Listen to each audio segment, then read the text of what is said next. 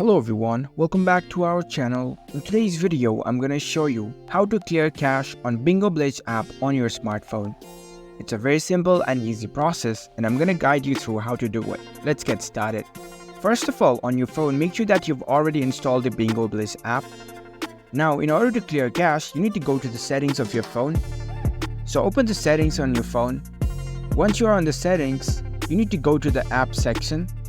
Find the app section over here. You can even search for it. Here you can see the search icon, tap on it.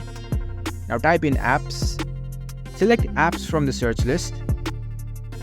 Now you will see the list of different apps. You need to find the Bingo Blitz app from here. Select Bingo Blitz app from the list.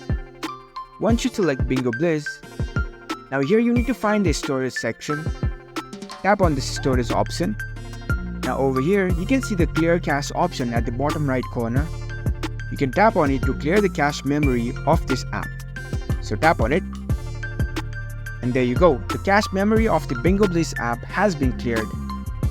It won't affect any of your game progress. So that's it. That's how you can clear your cache memory on the Bingo Blitz app. If you found this video helpful, don't forget to give this video a thumbs up and subscribe to our channel for more tech tips.